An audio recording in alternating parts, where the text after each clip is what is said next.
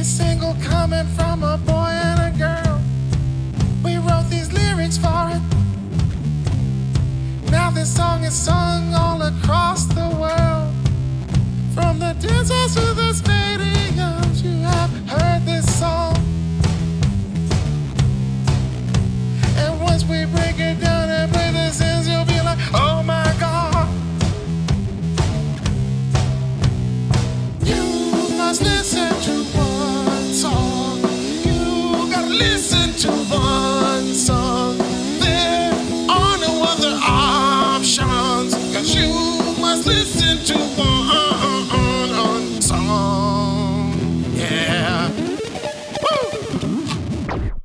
Luxury, today we're talking about a rock song that kind of broke all the rules. No bass guitar, no vocal chorus, and they're doing it fully in analog, right when we're in the middle of a digital music revolution. That's right, Diallo, and somehow it becomes one of the most recognizable pieces of music on planet Earth.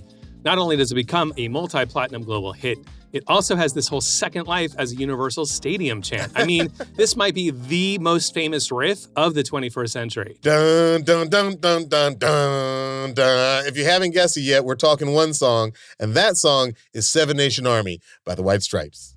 And a message coming from my eyes says leave it alone.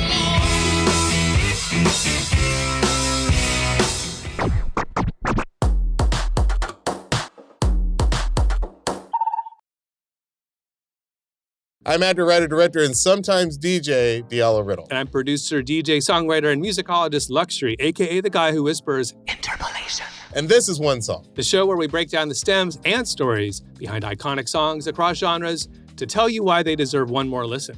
That's right, you will hear these songs like you've never heard them before, and you can watch one song on YouTube. While you're there, please like and subscribe.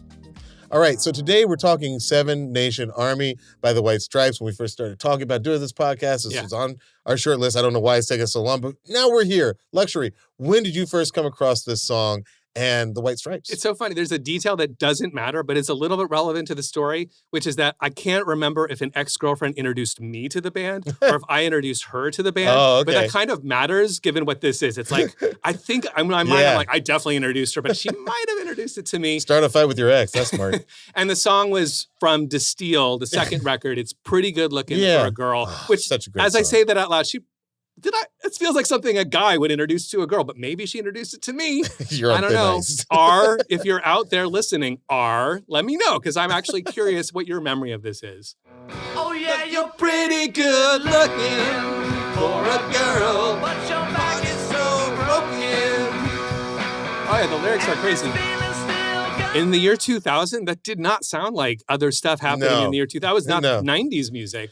That was throwback. That was 60s. It felt lo-fi. Yeah. It had reference points that I sort of vaguely, I felt 60s garage rock in there, a little Totally. Zeppelin. But it was like a new band that had like a color scheme. Oh, absolutely. By the way, I almost wore like my black and white today. Yeah. Black, white, and red. Black, to be white, clear. and red would have done it.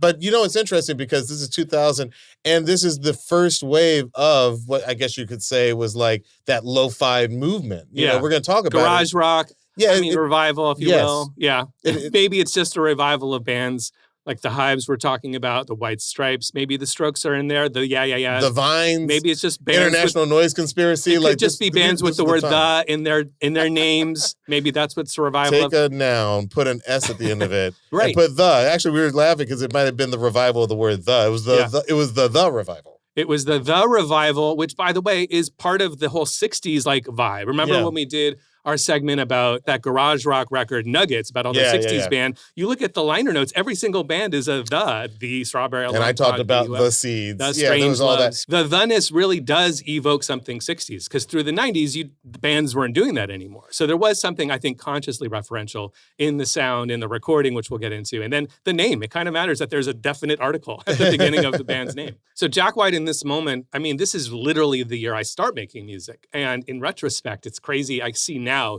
clearly how much of an influence he was, coming from an indie rock scene, but doing something that has like an aesthetic quality, trying to do something that has a visual component. My very first gig ever as Luxury, not only did I deliver a band playing 8 songs that we'd rehearsed, but I also had like a hairstylist. I had a jacket that you may have seen on my album cover right there with the heart on it. My good friend Yanni like made that for me. I had a stylist, and we had videos for every song. The importance of that is that I was looking to do kind of a package, not just music. Right. And Jack White is doing this from the get-go too. He understands the value of maybe branding, you want to call That's it so that? interesting because this is around the time when I'm professionally DJing. I'm out of college in 2000 and I'm professionally DJing. And I think similarly, I was thinking about how can I present my DJing in an artistic way. And How can you cut through the clutter? Yeah. And I even thought I was going to form a band because I was like, there should be a band called the Malabeats. And my theory was... The what? The The Malabeats? Malabeats. I was like, Malibu is That's a great such a... name. I just moved to California and I was like, Malibu is such a unique neighborhood. I was like, I wish I knew... I basically formed in my head a band I knew I couldn't really be a member of because I would have been inauthentic. But the Malibu But I beats, thought there should have basically. been like a band that had the lo-fi sound, but it was based in Malibu, and the guys in the band were all guys who grew up in like Malibu. You know, almost like the Incubus guys. Is this grew like up a in surf Malibu. rock sound though? Because that's what that sounds like to me. Surf rock meets garage rock, Right. but sort I of love that. packaged like the Strokes. I was like, I even, because I'm working as an intern at a record label at the time, Hollywood Records, shout out to Hollywood Records. So a New York visual, like a 70s CBGB Velvet yeah, Underground Velvet visual. Underground visual, But but they're surf- from Malibu. Malibu And I was going to beat name them the sounds. Malabeats, and I sort of saw myself buy as that. Brian Epstein. Okay. The last name Epstein has really been ruined. You know what? But Maybe Brian you Epstein might not want to do that, yeah. Brian Epstein is the guy who sort of packaged the Beatles. Right. And I thought, man, I'm going to be like Brian and I'm going to find some guys in Malibu who play Be a instruments. visionary. I'm going to put them together and I'm going to call them the Malabeats. This was Diallo at the record label as an A&R assistant. Right. Unfortunately, I never found the group. You couldn't find and the your Malabeats Elvis. never happened. Your Colonel but we could have Parker, your changed Elvis. music, man. You could have been the Malcolm McLaren of Yes. surf rock meets New York aesthetic. What about you, Diallo? Were the White Stripes already on your radar when Seven Nation Army came out in 2003? Like 100%. And I think that it's one of those things where like perspective matters. Like it's like the same way when Snoop came out with Drop It Like It's Hot. I was like, oh, this is his comeback song. When Seven Nation Army came out, I was like, oh wow, they're really going strong for a long time because I had gotten into the White Stripes in early 2000. Right. I was hanging out with a female DJ at the Standard. I probably thought she was kind of cute. I remember we went back to her apartment. And You thought it was a unfortunately, date, and it wasn't a date? I thought it was a date. She just wanted to play me records. Okay. There was something cooking in the kitchen. It might have been drug related. I realized that this may not have been the girl for me, but her taste in music was impeccable. And I'll never forget that she brought out these 2 records that look so similar because they both have the black, white, and red, color scheme. Yeah. And one was their first album, just the White Stripes. That's their debut album. Eponymously. Yes, titled. exactly. And it had just a great vibe. I was really into it. And on that one, I think my favorite song was St. James Infirmary. Well, folks, I'm going down to St. James Infirmary to see my little baby that she's stretched. St. James Infirmary, by the way, just one of these really ancient songs. It's a folk song. It's Yeah. a folk, jazz, blues standard. It has quote unquote no owner, so to speak, right? Yeah, Lost to and time at least. I think, Louis Armstrong is usually credited for making it really popular. Jack White says that he actually discovered this song by watching a Betty Boop cartoon Oh, wow. from a long time ago. She's so sweet, so calm, so fair. Let her go, let her go. But it's a really old song, and my favorite version is so old school, atmospheric. My favorite version is the King Oliver version. Check this out.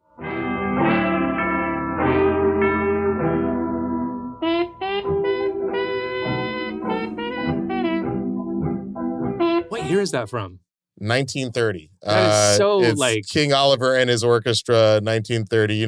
These are like the oldest of jazz recordings. There's so much to unpack here, and it's super relevant. I'm so glad you played that because that's so New Orleans sounding, right? It's like a funeral march that becomes It's a a funeral march, celebration, yes. right? It's- With the second line, right? Yeah. That's the first part that's slow and dirge, like And they've got like atmospheric bells in Orleans there. as You hell, can see like yeah. the smoke coming off the it's bayou. super New Orleans, which is the heart of the origins of jazz. Yeah. But also what I'm hearing that's so relevant to our show is like the recording itself has so much baked into it, so much Yeah. emotion, so much history. And that's what Jack White falls in love with.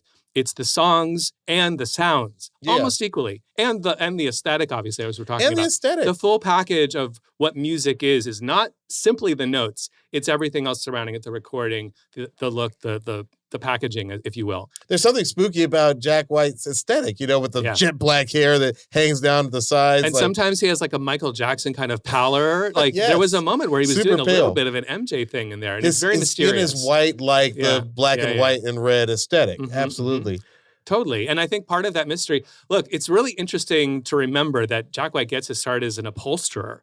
And part of his story is that he's not ever thinking he'll be a musician. He's a drummer. He works he has his own upholstery company. He is an entrepreneur. So that's super relevant too. So when Yeah. he's 21, he owns his own upholstery business called Third Man. And why that's relevant is because even in that moment, he knew there was something about the aesthetics. Everything was yellow. So Wow. he had his invoices were yellow. He had a yellow van that he would show up at your house and pick up your old furniture to reupholster. This sounds it. like some Black Phone stuff from that movie. What? It sounds spooky. Like he shows up in a yellow van and Oh, he's got okay. yellow paper. I'd be like, ooh, call the cops. Don't let him in your house. Don't let that man in your house. But he had the aesthetic thing. And there's also something almost borderline on the nose about upholstery. You take something old, right? And you refurbish it. So this is what his life is outside of the adoration of music. And he plays in a band with his other upholsterer employee. So that's really his first band, is the upholsterer band. Wow. And he already has the aesthetic thing, and he already has the two-piece thing going on. Yeah. It's just the two guys, and he jumped to guitar because they were both drummers. Uh-huh. And he was like, all right, I'll play guitar. And they would jam out as a two-piece. Wow. And that's the sort of musical formative years. Already has refurbishing old stuff and color and two-piece-ness. Yeah, it's interesting. He moved from yellow to red and kept the black and the white. Right. But around the same time, he also met Meg. And she worked at a restaurant that had an open mic night. And he was writing poetry. And then they started dating and eventually started making music together. They get married. He takes her last name. Right. He was Jack Gillis. She was Meg White. He took Yes. her last name. And they start making some of their earliest music together. I find that really interesting because when they first came on my radar, after, the girl played the vinyl for me, they came across my radar again when I was working at the record label. And the rumor was that they were actually brother and sister. Yeah. And they were from, I think they were claiming they were from Memphis. I was going to say they started that rumor. Yeah, exactly. They Yeah. started the rumor. Well, Right. because Jack said he wanted people to focus on the music, and he thought siblings is interesting, but if Yeah. we're romantically linked, it's going to be all about the romance. Sure, buddy. Yeah, totally.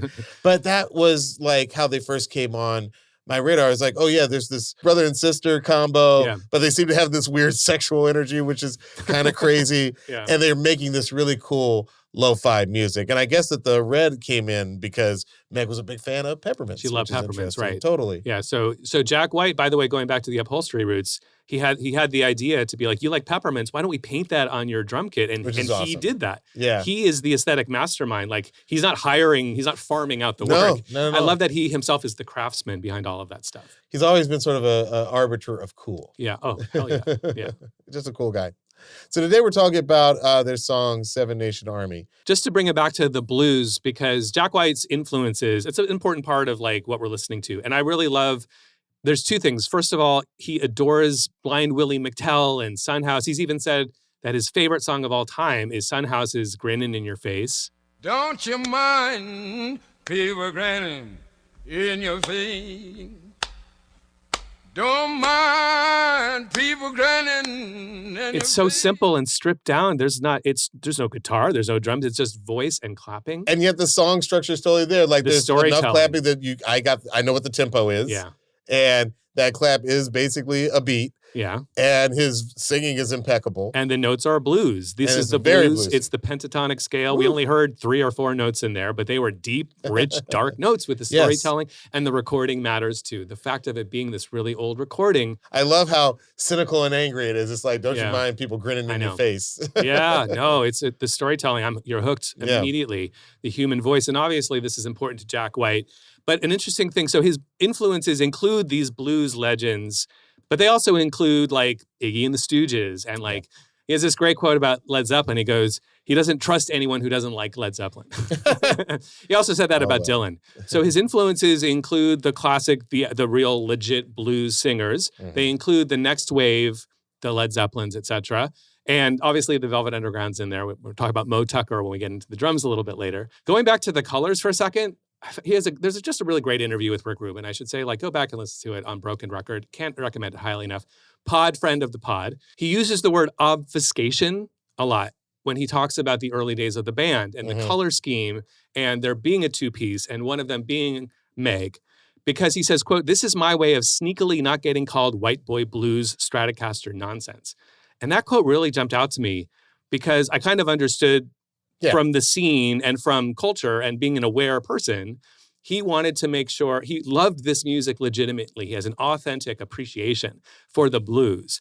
But because Led Zeppelin happened and because we have this history of like appropriation and culturally, there's a lot of questions that are cultural questions, shall we say, that happen when a white male does the blues, plays the blues. Sure. So in his mind, he's thinking, I'm going to do a lot of things at once. And there's going to be a little bit of obfuscation. I'm going to do a little misdirect. You're going to be noticing a lot of other things. You're going to be hearing my storytelling. Maybe this isn't like musically native to me and my family. Like, to me, the White Stripes were a cartoon. It had this simple color scheme, almost like there's a childlike quality. There's a childlike quality. Pretty Good Looking for a Girl sounds like a child's song, right? It's one of those things where, like, it's hard to hate on a cartoon, whether it's Yo Gabba Gabba or so many other things that come in, like, candy colors. Yeah. Literally talking about peppermint here. You're not going to throw tomatoes at that because you just get the sense, not only is it probably an art project, but if you also bought the idea that this was brother and sister out of the, woods of Tennessee somewhere, well, you're just not going to hold them to the same standard if he shows up, hey, I'm Jack Gillis and I play the blues. And the lyrical content matters too. So if you made a list of all the things that they are doing, beyond, like, not just the pentatonic scale and the blues song structures, they're doing all of these other things in addition to that. And one thing they're not doing that's classic blues, I would say, is kind of lyrically speaking, they aren't necessarily hitting the same things. They're hitting a lot of similar themes, and there's a vibe that's very similar. But he's talking about Hey Little Apple Blossom, what seems to be the problem. He's kind of taking it lyrically a lot of times in a more innocent, I like the word innocent, a lot, especially on the early stuff. A lot of the direction lyrically is kind of another obfuscation away from classic 20s and 30s, like black men singing the blues recordings that he adored. And we speak of innocence. I mean, think about their music video for Fell in Love with a Girl. It's literally a child's toy. It's Lego.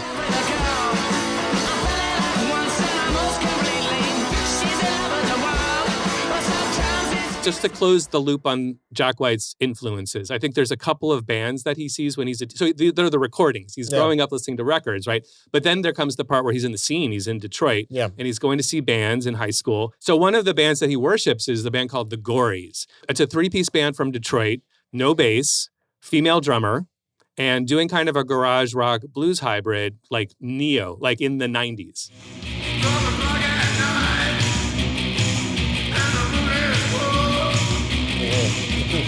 So good. He said female on drums. Yeah.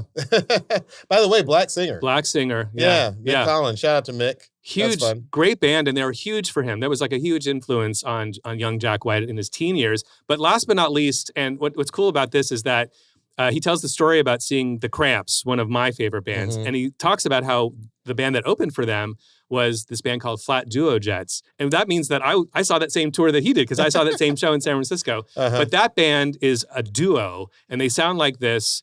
This is Flay Duo Jets, another big influence on Jack White and the White Stripes.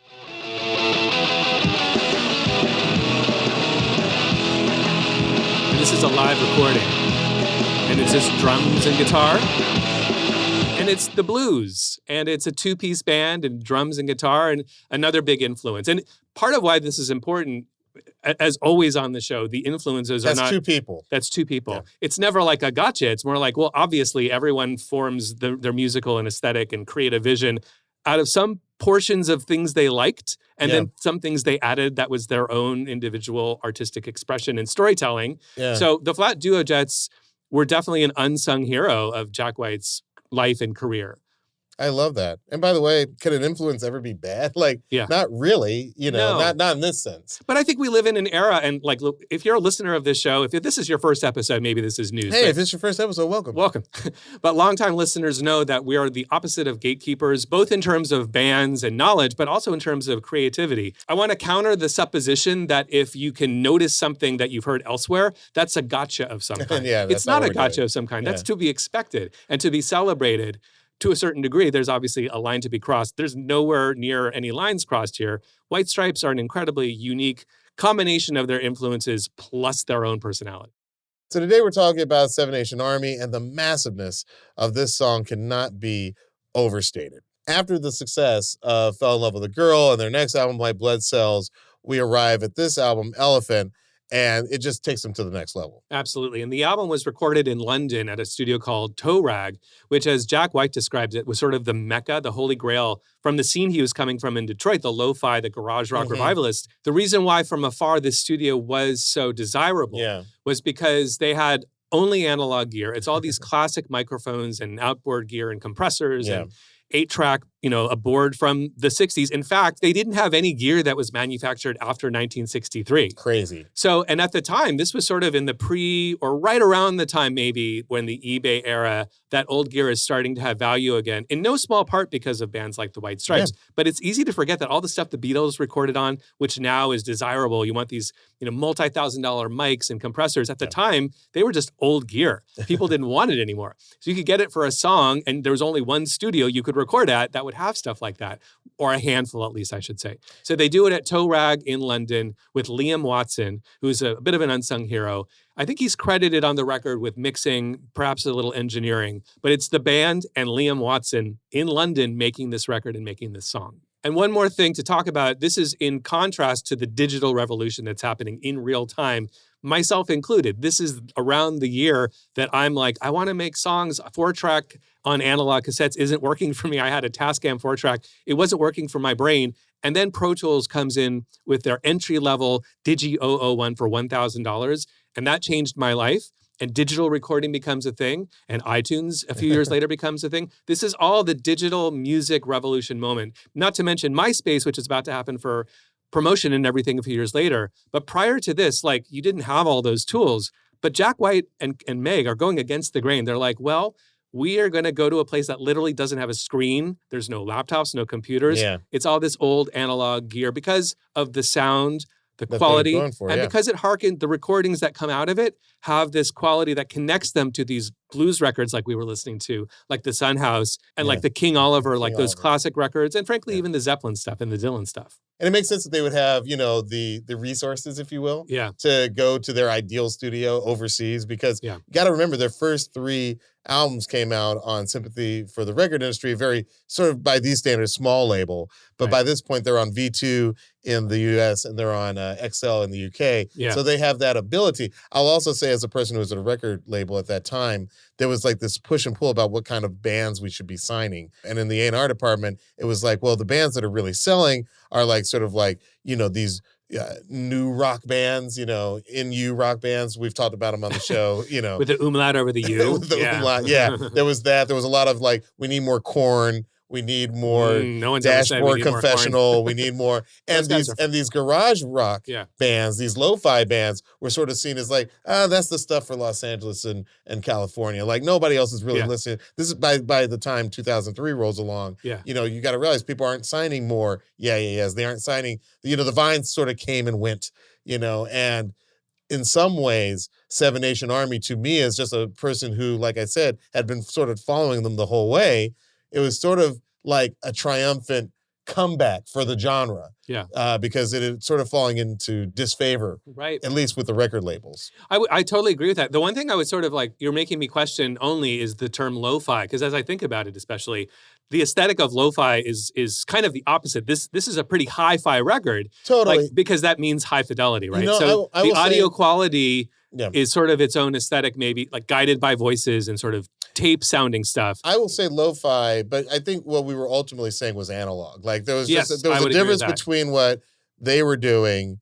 Lo-fi just became sort of a catch-all phrase for people who were trying to make records that did sound like they were recorded in the 60s and 70s. Bedroom sounding records, like Ariel Pink and all that kind of stuff. As opposed to, System of a Down, which doesn't sound like that. I don't know whose bedroom that sounds like. That's not a bedroom. System of a Down is not in a bedroom. Yeah. By the way, I definitely want to do a System of the Down episode. Oh, hell yeah. All right, quick break. When we come back, we're going to show you how a song with just 2 people ends up sounding stadium size when we get back.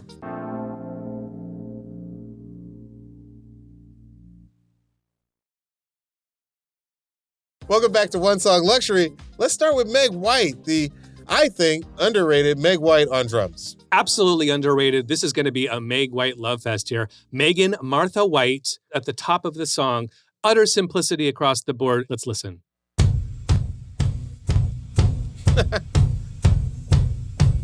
And that's actually 2 tracks. There's just the toms, her floor tom. You can see her playing this live. She's just going really wonderfully. The word isn't dainty, but there are characteristics to how she plays that are hard to put words to, but they're unique and they're wonderful. And she's playing the tom with one hand while the other hand is sort of like a little dainty, I would say. But it's hard and dainty at the same time.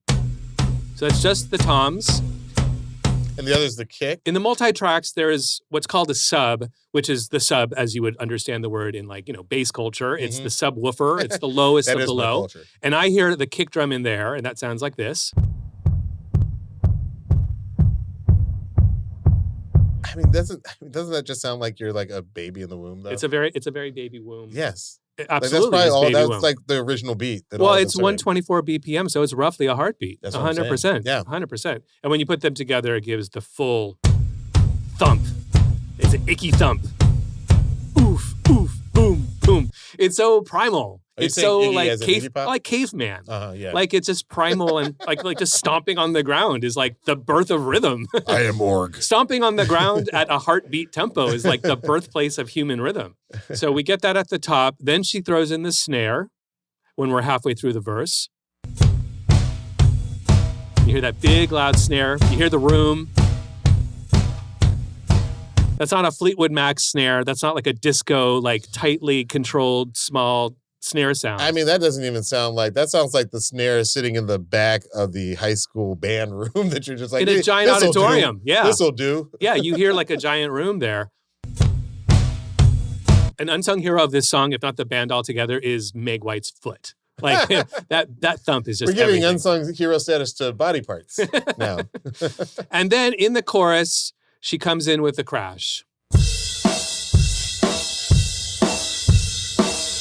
Now, can I say something about this? Because my reaction is just that we said this on the Jay Dilla episode. There's something about when it's a human doing it. It always sounds like it's a little bit behind where it should be. It's a little human. And that imperfection wonderfully human, yes, is what makes it better. 1,000,000,000%. Yeah. So why is Meg White amazing? One, because she serves the function, her drumming serves the function of what the song needs. Yeah. Pure and simple. And these songs like excel because of Jack doing what he does and Meg doing what she does. Yeah. Now, is what she's doing technically, No. is she Neil Peart? Is she whatever, Alex Van Halen, John She's not Bonham? a Peart head. It's No, I am a Peart head. We are definitely doing a Rush episode. Note Rush fans, my Peart pronunciation, not Neil Peart.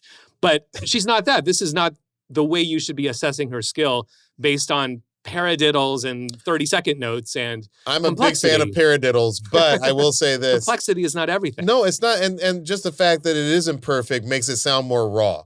I mean, to hear Jack White say it, he said in 2003, I think, that his favorite White Stripes album was still their very first album because he likes that raw sound. Yeah. And when you have drums that sound like this, it's going to bring the raw. And I know what you mean when you say imperfect. We're just talking about like it's not to the grid. Yeah, it's not to the grid. But to your earlier point, it is perfect because it is human and because it's real and the musicality of it shines through. All of the characteristics of the recording being the analog gear, the performances, like this is, you really feel the realness of this band, the authenticity of it. And what's interesting is the diversity of music that I think you and me were liking at this time, because Daft Punk is like literally to the grid. Mm-hmm. Like it's like the robots have taken control. Right. And I loved it. Yeah. And they were coming out with great music in 2001. Discovery, my favorite Daft Punk album, comes out in 2001. Yeah. At the same time, Meg White's sort of behind the beat drums, her little tom and kick, also sounding perfect, but not on the grid at all. I completely agree. But one thing about, just because you mentioned Daft Punk, one thing about the greats that are electronic is that they also include in the music, because of the use of samples, Some element. the human element, which is why it doesn't purely sound like a copied and pasted beat. Totally. You've got the breakbeat in there. You've got the imperfect. I listened to Daft Punk Homework recently, and I was like, there's flamming on the kick drum. Yes. Like the sampled kick and the other and the 8 and the 909 don't perfectly align. Yes. The imperfection there is an improvement on what might have been dead if it was gridded out perfectly. Right. Wouldn't have been as good. So there's only one guitarist on the song. It's Jack White, Jack right? White. There's no other phantom guitarist on the song. Jack White and Meg are the entirety of the song. Yeah. And to me, it sounds like bass. Right. It sounds like a bass guitar. To everybody, it sounds like a bass It's guitar. not a bass guitar? It's not a bass guitar. It is Jack Gillis's Khol Body. He tells the story that he got it from a thrift store because he moved a refrigerator for them. And they said, here, take this crappy old guitar for free. So he took his Khol Body. I'm going to pick up my guitar here. So Jack White took his Khol Body from the thrift store, which would sound something like that, and took his Digitech whammy pedal. And I'll tell you a little bit more about that later when we get to the other guitar stuff. But it has a setting on it. This is a pedal, which I don't have. I'm recreating with the software Is plugin. the Digitech pre-1963? No. The Digitech is more of a modern pedal. Okay. And it has an So he had to octavized. steal it into the studio. Yeah. That's a fair point. Well, he wasn't a fascist about it, obviously, the 1963 thing. But Antifa. he's Antifa. And I'll show you what it does. There's actually literally a pedal. And if you ever watch him play this song live, he flips the pedal after the verse into the chorus. So this is without the pedal. And then when you depress the pedal, it sounds like this. So I'll do that again. Here is the 7th fretted E on the 2nd string. But when I pitch it down an octave, we get that sound. It sounds like a bass guitar. It sounds like maybe a Dan Electro bass. It's very plucky. And he also up plucks. He doesn't, not downstrokes, but upstrokes. So I'll play you the riff on the guitar and then I'll depress the pedal and play it for you again an octave down. So this is what he plays.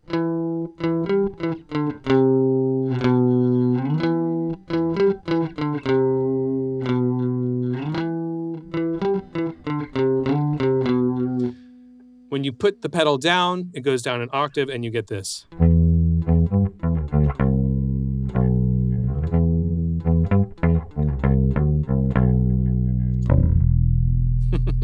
Awesome. Pretty neat trick, right? Yeah. And then you have a bass line in a band that famously doesn't have a bass player. That's right. Yeah. You can stay with 2 people on stage. Do you think there were so many like bassists who were like, not him.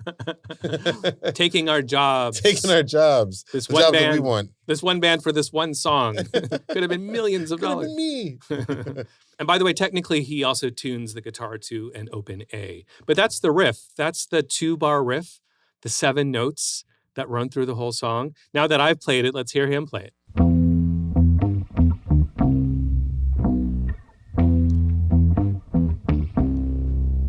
And you can hear little reverb flaps in there. I love that. It's not the spring reverb in there. I never noticed that before, which is a guitar thing. You almost never have reverb, spring reverb on a bass. Not never, but rarely.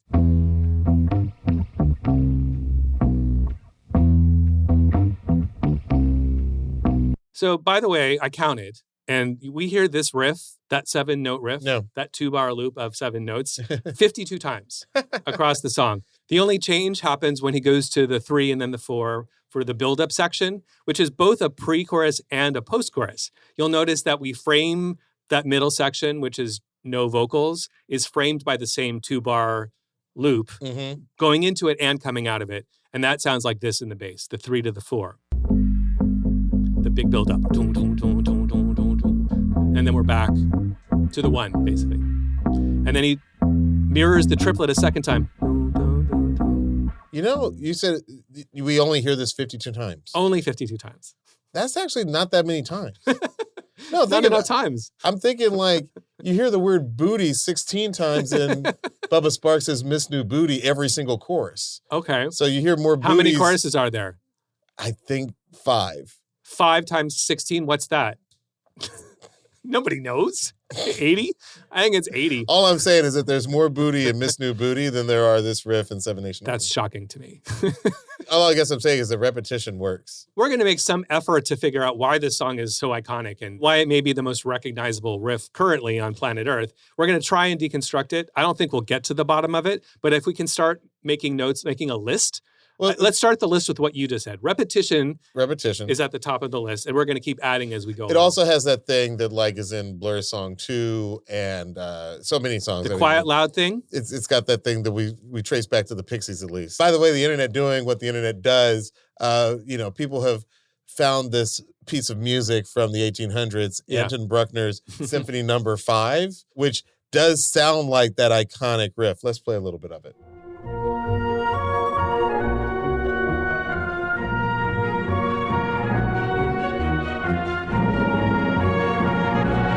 that sounds a little similar to me. That sounds crazy. Yeah. What's similar about it to me, a handful of things. One is obviously the How notes. it sounds, yeah. There's a triplet in there. It's a little swingier. Da da da da Yeah. da da. It's got more of a da da, more almost jazzy. Almost a waltz. It's got a swing Little bit, to a it. little swing, yeah. More of a swing, but it is a triplet.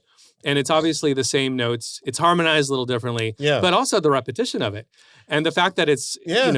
crescendoing, like it's getting louder and louder. By the way, if this story is true, I love the fact Yeah. that he was able to pluck something from the freaking 1800s. Which he may have been subconsciously doing. I don't think Absolutely. he necessarily remembered. And certainly in the telling, he often talks about how he was in Australia at a sound check and he came up with this riff and he played it for a friend of his who was there and the guy was like, it's fine. They didn't think much of it, but they kept on going. But it's possible that deep in the recesses of his subconscious, he had heard this. Absolutely. And to be clear, this would, by an 1876 Fifth Symphony of Anton Brookner, would be out of copyright, technically. Oh, I was speaking. gonna It'd be say. public domain. Yes, to all of those aspiring musicians out there, most of that classical stuff from 200, 300 years ago, that's all public domain. Yeah. So you don't have to try and find somebody in Belgium. Yeah, but be and say- careful because there are examples of classical music like Eric Carmen famously thought Rachmaninoff was out of copyright when he wrote this.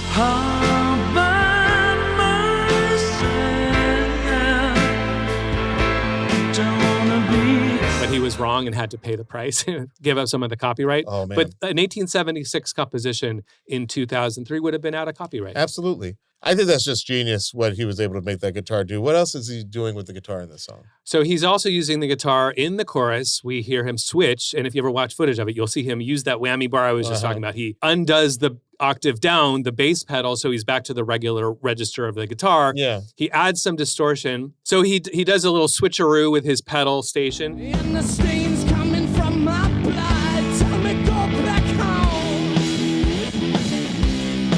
He takes off the octavizer and goes back to the regular So now it's not it doesn't guitar sound like a bass register. anymore. It sounds like like a guitar. And then he adds the Electro-Harmonix Big Muff, which is a very 60s, early 70s sounding, kind of a grunge sounding Totally. fuzz pedal. Yeah. And we hear this.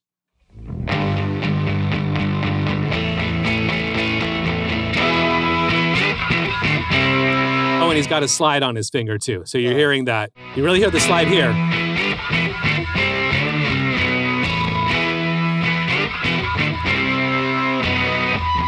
I don't know why, when that guitar comes up, it both sounds like empowering, but it also feels like evil. It feels like, Right. some demon is now rising above a stadium somewhere. I think we have some association with the blues. First of all, the blues, the pentatonic scale, etc. pentatonic scale, And yeah. also the fact of it being a slide guitar is extremely blues, right? Yeah. And we kind of have this Robert Johnson association. The Robert Johnson thing might be in the back of my head. Stories and Yep. songs about the devil. I think Song that's and all in soul, the mix yeah. there. Those associations that we would have from these things that we have heard before in different contexts are going to I conjure just those see images. a Wicker Man coming up and it just, you know what I mean? It feels like yeah. something's emerging. Something's rising. Something's rising. Yeah, because we did the quiet, loud thing. We went from, as you said, Yeah. like the Pixies, Nirvana, that 90s kind of construction. He's doing that in here. I think that's another thing on the checklist, right, of why this song is so powerful, as we were It's saying. so powerful, Yeah. and even though there are only two people on, I think that's why it sounds stadium big, because what he's doing with his instruments is, it's evoking all these vague images in our head, in our psyche. You know, that you can't hear that guitar without hearing something now rising and coming to, I think that's why it's popular in games and stadiums, Totally. because it's like, here we are, defeat us. Here we are or now, try to. entertain us. Love that part so much. Let's talk about the solo. Let's talk about the solo. So what we just played for you was an overdub. So live, Jack White switches from the riff to what we just heard, to the crunchier riff with the blues, Right. and you're getting some more notes in there, you're getting some chords in there, which is kind of cool because the bass drops out. And then he does it a third time with a third layer when he gets to the solo. Yeah. The solo, which is, I'm about to play it for you, which sounds amazing and is unhinged. Yeah. Think about how he's playing this live, and then we'll play that for you after.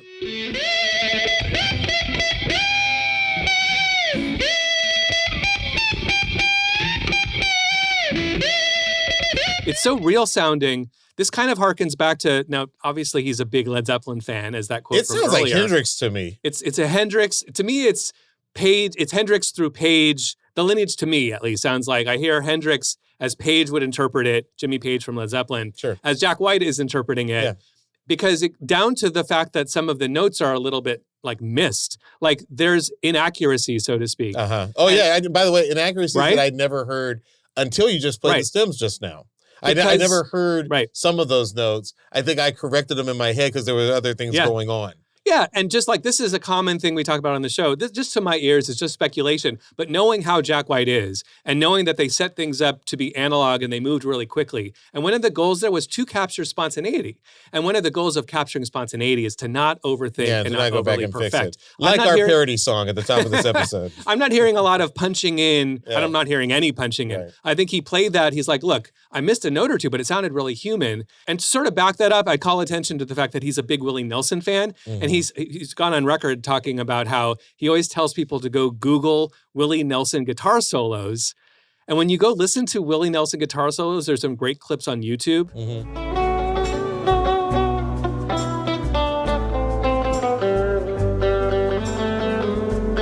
He's doing kind of a similar thing where it's energy, it's emotional, it's kind of raucous and chaotic. And some of the notes are quote unquote not in the scale of what the chord is in that moment. Yeah. But your ear not only forgives it, it's exciting. It's exciting that it's a little bit wrong and you're like, what's happening?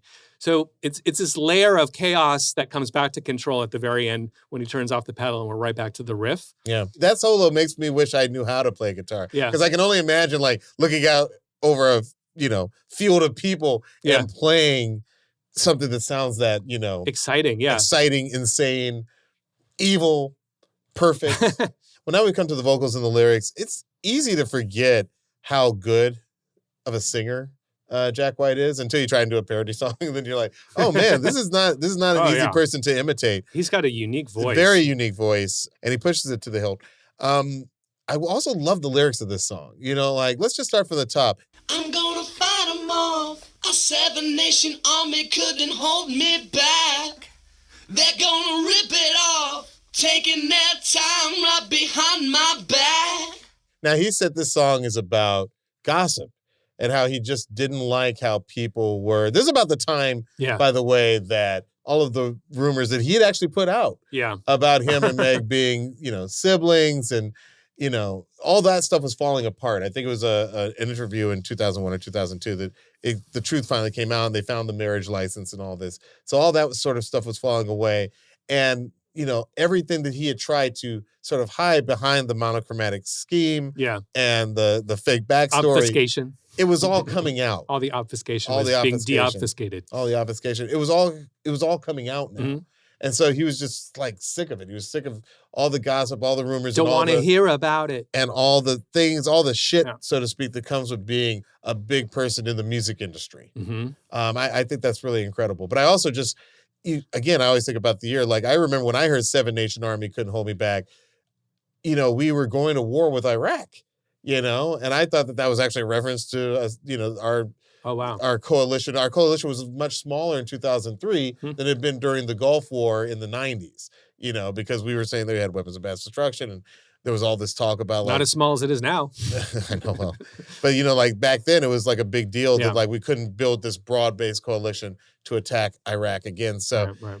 but to hear Jack tell it, the 7-Nation Army is just what he would call the Salvation Army. So it was a distinctly, personal. Yeah, that was like a childhood. That's what he misheard the Salvation Army as. Seven-Nation Army. Yeah. So he brought that back in. There's a lot in the lyrics that have probably connection to these. I agree. I think he's referred to these moments in his life in these situations. And I also think there's a lot of lyrics that just something rhymed with something else and jumped out to him in the moment he was composing them. He just, from the Queen of England to the Hounds of Hell, might have just jumped into his head a little bit. The Hounds of Hell stuff, so another blues tradition kind of box Some of this stuff words that just you kind of reach sounds into. really cool. From Yeah. the Queen of England to the Hounds of Hell. But that's a very evocative, that's from another era is what I mean. Yeah. Like that's a line that feels blues and maybe blues through the 60s. 100%. There's a little bit of Robert Plant in the Hounds of Hell kind of line as well. So it's all in there. Robert Johnson to Robert Plant to all the to Roberts. Jack White. Yeah. All the Roberts. Even Robert Dylan. Bobby Zimmerman. Totally agree. And like, there's some interesting moments. You know, sometimes we have shows that go back to back or that are nearby each other. We talked about how in Billie Jean, there's a 6 to a 5, and then there's a borrowed note in the dominant 5. It actually happens again in this song. So here it is. This is the Billie Jean moment. And we go dun, dun, dun, dun, dun, 6, 5. The 5 is the dominant. Go back and listen to our Michael Jackson Billie Jean. Please do. Similar thing, where there's a note that's not in the chord of the rest of the song that shows up in the dominant 5th, because that's what happens a lot of times with dominant 5ths. Here it is. I'll point it out to you. And I'm talking to myself at night because I can't forget. That note, can't forget. Can't forget. It jumps out a little bit because we haven't heard it anywhere else in the song. And it's very gratifying. It's a major note in a minor, otherwise minor chord. And I say minor chord, but he's really just playing roots. There's a lot of implied notes and implied tonality and space. But that note, to my ear at least, really jumps out and is exciting sounding because it's major and the rest of the song is kind of an implied minor key. So I'll play it again and just listen for that note. I think it jumps out to a lot of people's ears, and maybe that's the reason. And I'm talking to myself at night because I can't forget. It's a leading tone. You want to get right back to the forget. It needs to go back to the one there. Yeah. Doesn't he kind of do it in the next one too on Cigarette? Yep. Back and forth through my mind behind a cigarette. Actually, he doesn't do it there. But I think when I was singing it or hearing it in my head, I thought it you too. thought it was there? Well, let's listen again. Back and forth through my mind behind a cigarette. If anything, he's kind of implying the flatted version of that note, the not major one, the minor version. I had always heard that cigarette. Blues music, part of the magic of the blues, and it's you can never deconstruct it and get to everything and explain it perfectly. But one of the things, go back to our Don Penn No No No episode, we've talked about blues a lot in this past year. But the major and minor, the simultaneity, and Jimi Hendrix episode, Sinners, right? Yeah. The simultaneity of major and minor is a part of the hauntingness of a lot of blues music, that you'll have some minorness and then there'll be a little major moment or vice versa. I'll just say for my own purposes, I feel like I've learned so much about this song listening to the stems because there are notes that I thought were there that aren't there. Me too. We just discovered that, yeah. That is really weird. And it just tells you again that like in our head, I want to use the word correctly, but it's not that we're making it right. It's just that we're doing to the song what we think should be there. Totally. Well, let's get back to our list too of like reasons why we think may have contributed to this song being the massive song that it is. One other unusual thing is I just played the verse and there are no vocals in the chorus. There are no chorus. So we heard the chorus already. We have to sort of jump over back to get to more vocals. Can I talk about my favorite verse? My favorite verse is verse number 3. It has one of the single greatest lines of lyrics that I've ever heard. And it comes right at the beginning. Can we hear it? I'm going to Wichita. Stop it. We all love Wichita. We love the Wichita line. Why is it so gratifying? When you get so specific. Yeah. For no freaking reason. I mean, there's a little bit of a reason here, but like, it's so specific. I'm going to Wichita. Like, you're just like, why? What? You could have ended the song there and I would have been like, this is the greatest song ever. Fight me, because I think that's not the best lyric. I think the best lyric is the one that comes next. Okay, let's The reason why we're going to Wichita. Far from this opera forevermore. The opera. We're getting far from the opera in Wichita. I think Wichita wins it. Oh, no, I think it's Wichita's opera. the winner. Wichita, Kansas. Wichita and then there's a lot of talk about bleeding and dripping in this thing. So like it's on the motif. He's basically saying, hey, I'm leaving this music business. I think he's saying, I'm leaving the music business. I'm going to Wichita, Kansas. I'm going to, like, these are fighting words. This is a man who, in another time would have had a gun slung on his side. Let's listen. He's going to Wichita. Let's listen to why he's going to Wichita. Okay. What he's going to do there. I'm going to work the straw. Make the sweat drip out of every pore. And I'm bleeding and I'm bleeding and I'm bleeding right before the Lord. Powerful stuff. Wichita, Kansas, bleeding Kansas. A lot of blood in here. I love the idea that words are bleeding from his brain and then he will think no more. His thoughts are his blood. Oh, come on, man. This is genius stuff. That motherfucker wrote a song. This is a beautiful, beautiful, beautiful tune. I mean, like, there are people who, like, great directors are good at this too, like movie directors. Like, they can take something so specific and simple and short, and they can make it just, it tells a whole story just in itself. Right? I'm going to Wichita. That's the first 30 minutes of the movie. I'm opera. watching this film. It's a whole opera. It's a whole opera. All right, so I'm so curious about this. We always talk about publishing and the splits. We know that Jack White is a big force in this band. How did the splits break down? 100% John Anthony White is the publishing split for this Got song. it. The absence of a split, I would say. This is the Yeah. splitless song. He gets 100% of the publishing royalties. But Meg is getting the performance, the master. Meg's money would residuals, be right? coming from, ideally, they signed a recording contract Yeah. where they got some money from the master sales. Eventually, Yeah. people tend to not always, they have to recoup their advance. A lot of times these videos get rid of, push you back in the recoupment process. Right, But then all the touring stuff, she'd make money from that. of course. I would imagine Jack White's a swell dude. I'm sure he cut her into Can't something imagine he cut her out. somewhere along the way, but nothing from the publishing of this song, at least. Okay. So, Diallo, what do you think the legacy of the song Seven Nation Army is? I mean, this is one of those songs. Look, the White Stripes have had an incredibly successful career. This is off of their 4th album. So, they were no slouches. They had other songs. Blue Orchid is a great song. Like, they have other great songs. I will say, as a person who followed them, uniformly up till this point in their career, like, this to me feels like a peak of some sorts, Yeah. They have a great catalog of songs. They're fine. But Yeah. this song in particular, it's just taken on a whole life of its own in the world of football, or It's as crazy. we call it, Yeah. soccer. And I think it was a Belgium crowd that was the first to sort of sing, oh, during a 2003 game when this song is brand new. And then over time, it got added to FIFA and to video games. And now it's just assumed that, when you go to A sporting sports events, crowd is going to chant, oh. It's incredible. It's in the Pantheon, along with We Will Rock You. Yes. And Dun, Dun, Dun, Dun, Dun. For songs you hear in stadiums, it's a very small catalog. Exactly. I love that you brought up the dun, dun, dun, dun. There's this story that Jack shared about Seven Nation Army becoming an anthem. He was on Conan, and they talked about this one time when they went to a Dodgers game together. And, the song was played in the stadium. You know what?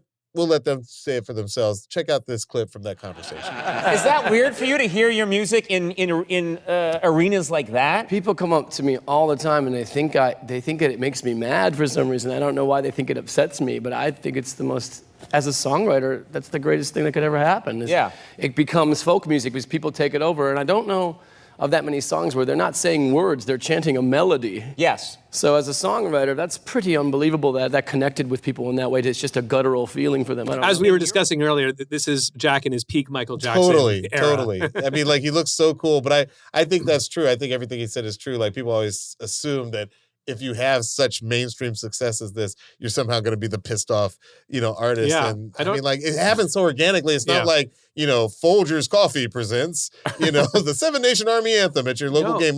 No, this is something people picked up on their own. And I love what he's saying about it being it's like folk music now. It's coming full circle from his own tradition with folk and blues. Blues Yeah. being a form of folk Bringing music. in, Public evoking domain music. folk music. Right. And people for the folks. Right. I think that totally works. And by the way, from its Brucknerian, its classical origins, Brucknerian. right? I mean, if there Yeah. is a public domain, a collective, this is a shared melody thing. It's kind of going back to being a shared melody again. Absolutely. I think the only person who could possibly be angry is the Anton Brookner estate. What do you think the legacy of the Seven Nation Army is? As we're talking about it, I'm just we've been kind of culling reasons why it might have become so iconic, and we'll never get to the bottom of it. But so far, we talked about the repetition. Yes. We hear the 7 notes 52 times.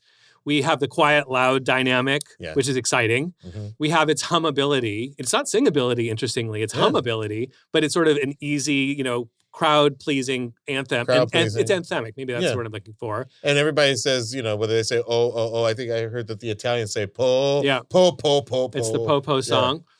Jack White himself has talked about his own theory, Mhm. which he thinks it's related to how music in general rewards this dance between the expected and the unexpected. Yeah. So when he's talked about, he's narrowed it down to within the riff, he thinks the dun, dun, dun makes you think we're going up. Dun, dun, dun. So there's something satisfying about there's a surprise, there's a pivot there.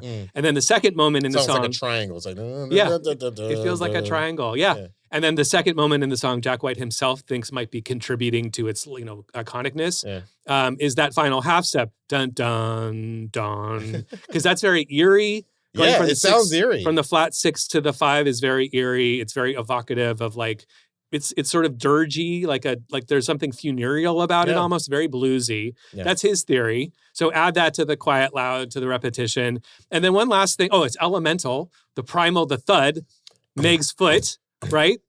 First very beat you hear heartbeat. when you're in the womb. It's the 124, it's the heartbeat tempo. Yeah. And one last thing, as we were listening just now, I was noticing the chorus is both a reduction and an emphasis. In other words, it's the riff we've already been hearing, but like something is added to it and then taken away, which like if you have something that's just repeated the whole time, that's already the 52 times of the riff is enough. But then when you kind of emphasize it by adding the crunchy guitar on top, and then you take that away, you're having a sameness and a change simultaneously. The riff is still happening, but it's got more flavors to it. It's like the sandwich has more like layers added to the middle. It's like the Dagwood sandwich in Blondie comics. It's like it's like the Dagwood sandwich back to a regular sandwich. Look, we could keep on adding things to the list of why it's iconic and never quite solve it. And never solve it. That's the mystery of music. But that's, to me, the legacy of this like song as a songwriter.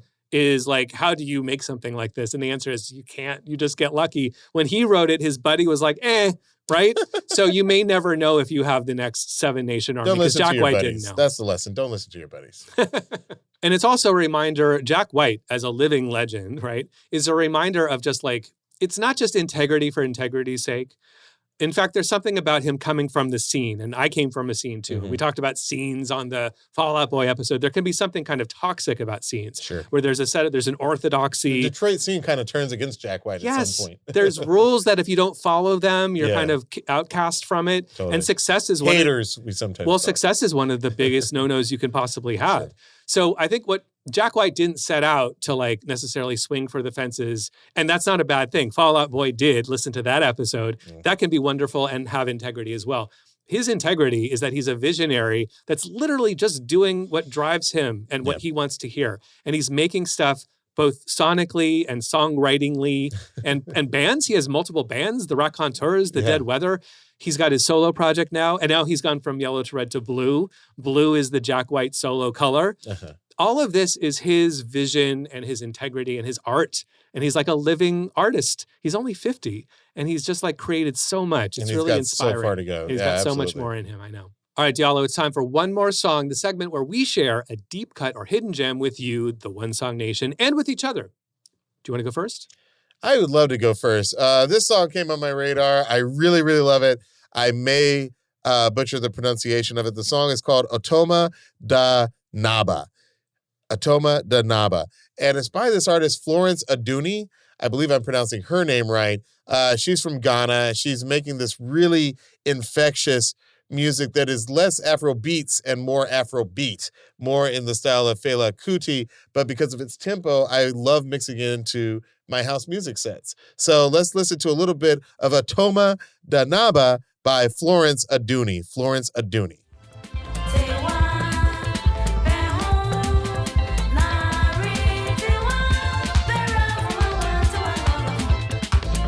It's a 4-minute like explosion of just like amazing It's vibes, infectious that song. joy. I love it. Infectious I love it joy. so much. This is off of a single that's called Song, and that's a good song. She's got a bunch of music out there. Again, Florence Aduni, Adooni.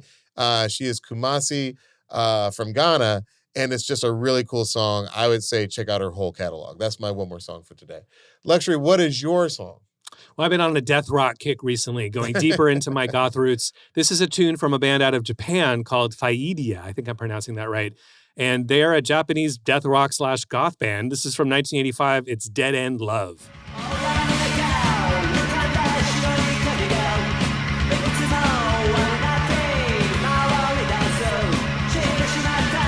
I'm just so into that right now. That's the exact sound that I want. We picked two very drivey songs. It's driving. It's what to listen to when you're driving at night, 10 to midnight on a Friday night, listening to KCRW.